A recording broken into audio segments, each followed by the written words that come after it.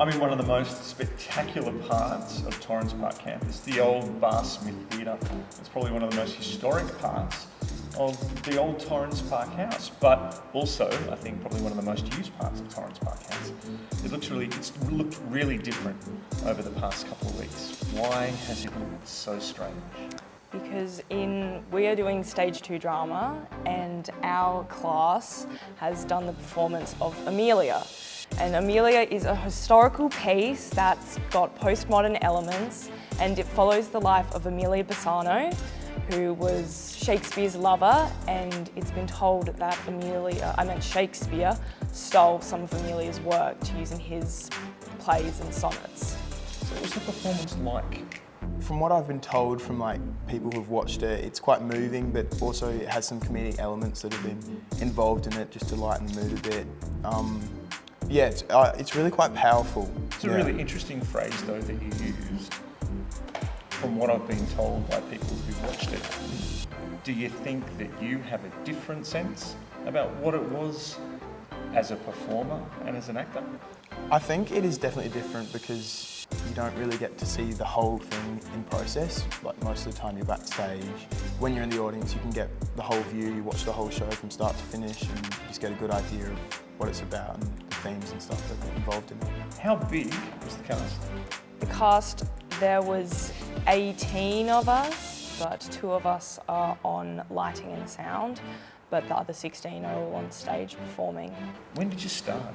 At the end of last year, we came up with a company. Late in the holidays, we got the script, and that's where we found out our characters, and we're meant to start learning our lines. Didn't happen like that though.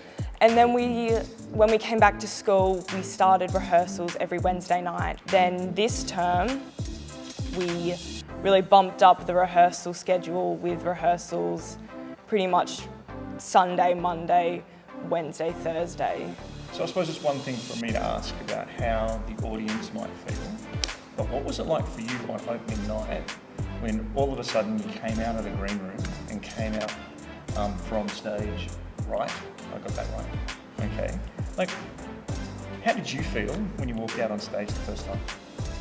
I was really scared because obviously we've done so many rehearsals with no audience, so coming out there with an audience, there was a lot more pressure, but it was also really cool because there was the feeling of we're finally making it, people are finally seeing what we've worked on for so long.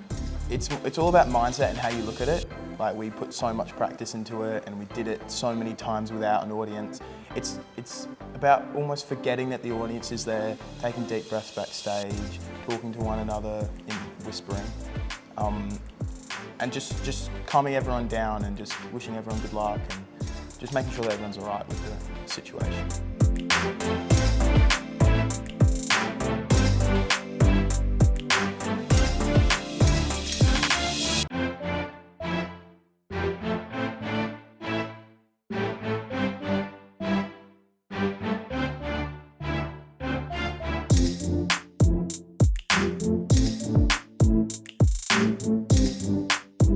Why Emilia? Why did you pick that as the text of choice? It just sounded like the sort of meaty, rich text that these young people would really be able to engage with because they're a really interesting group, they're very eclectic and they have a range of interests. I loved the fact that it was about a historical figure and it could connect still to an audience of 2023 with the ideas and the themes. After the performance, the people that were sitting around me were overawed, I think, by the confidence that the kids showed when they were on stage, and particularly given how sophisticated a production it was, and also how textually dense it was.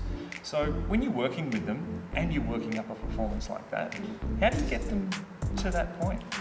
It's a really long journey, and the first thing that you do when you get a text, especially as dense as the one we chose, is you do quite an intense script analysis. So, yeah. Lots of layers, lots of layers. The process of building up to a performance is probably far more significant in lots of ways for their own learning than the actual performance piece in front of them. The Stage 2 and Stage 1 course this is our third year of doing it, and the focus is very much on the process now, not on the final performance. And obviously you have to have a slick final performance, but it is about the student's journey from page to stage. So that whole process of them understanding the whole piece and their own character's journey as an actor or as a technician.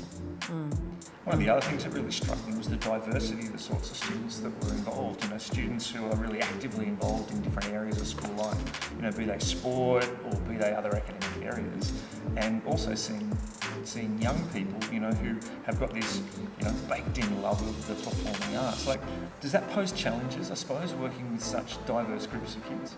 The idea that they are a range of young people with a range of interests, ideas, talents, and then they also have a lens on why they actually chose drama.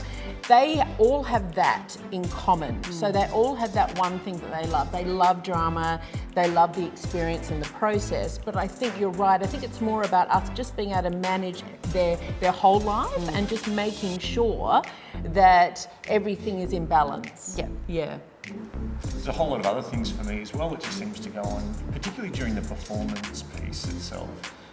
So I suppose I watch students that are grappling with nerves, I watch them grappling with pressure, I watch them having to take responsibility for things, while the lights are up and nobody can jump in and save them.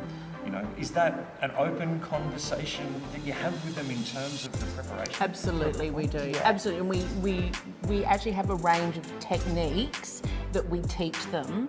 If anybody was to freeze, or if anybody was to sort of forget a line, or forget a word or a sentence, etc. So they have actual things that they know how to implement, And I think so they that, feel safe. That is kind of the beauty of this sort of piece, and really any theatrical piece, is that ensemble.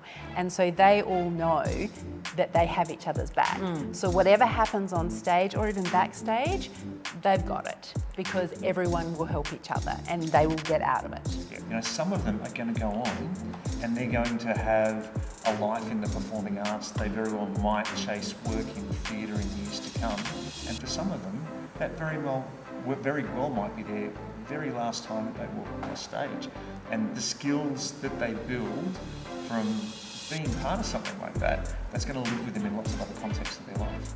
Absolutely. I mean, when I think about my last 27 years and I think about what's happened with my Year 12 drama students, they're lawyers and politicians and doctors and journalists, and that actually would make up the majority of where they have gone after school. And then there's that smaller number who are actors and on the stage and in film, etc. Theatre makers. Yeah. Stage, lighting, sound, etc. There is a group of those, but they are in the minority, actually. Yeah. The last thing I wonder is, given the amount of time that you spend working up a piece like that, when it's realised on stage and realised in front of an audience for the first time, are there surprises for you? Yes, there are. And do you know what was beautiful? I feel like this play was such a large project for us to undertake for many, many reasons. And so our rehearsals, I think, were pretty well timed, that they were just ready to have an audience in front of them. And so we sat at the back on that first opening night and they sort of exploded onto the stage, and we found things, because they really hit their straps, that we hadn't noticed before, because they were finding new things and new meaning, and they were really in control of the show. And that was just, that was beautiful. That was really to watch. exciting. We were like, oh wow, they've got it. They really understand this piece.